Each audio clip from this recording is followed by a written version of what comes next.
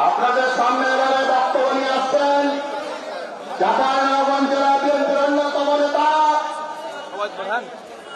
ওবায়দ পাঠান। ওবায়দ পাঠান তার মূল্যবান বক্তব্য রাখার জন্য অনুরোধ করছে।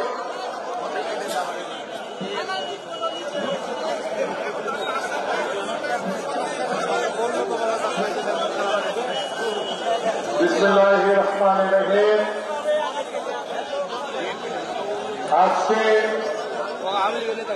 আজকে আমাদের মধ্যমণি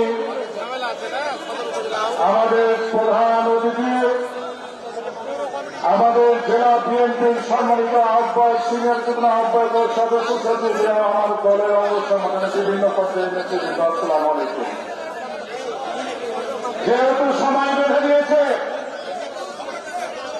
বেশিক্ষণ বক্তব্য দেওয়া যাবে না, শুধু বলতে চাই এখনো অনেক প্রশাসনের লোক চেয়ারে বসে আওয়ামী লীগের গুণ গাইতেছেন।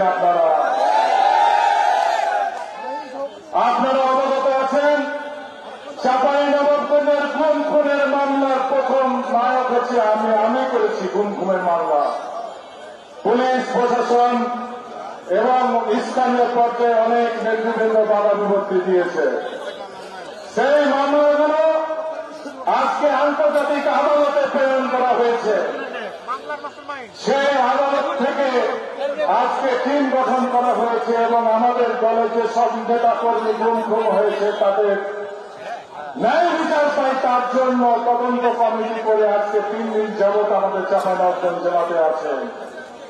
আমি ওই সমস্ত পুলিশ কর্মকর্তাকে বলতে চাই যারা আওয়ামী লীগের দালালি করেছেন, আওয়ামী লীগের দালালি করতে যে আমাদের প্রাণপ্রিয় বিএনপি ছাত্রদল যুবদল নেতাকর্মীকে গুম খুন করে হত্যা করেছেন, আপনারা সাবধান হয়ে যান।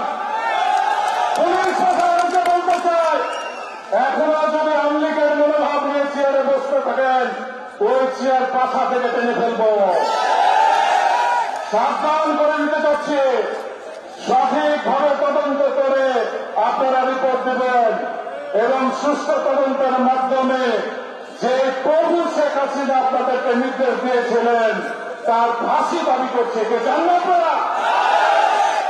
সে যেখানেই থাকলে কেন, মোদীর কাছেই থাকলে কেন, দরকার হলে তার কাছ থেকে ছেঁচে বাংলাদেশের মাটিতে নিয়েছে আদালতের মাধ্যমে ফাঁসি দিয়ে বিচার করা সম্পূর্ণ করা হবে। এই বলে আমার বক্তব্য শেষ করছি। আসসালামু আলাইকুম ওয়া রাহমাতুল্লাহি ওয়া বারাকাতুহু।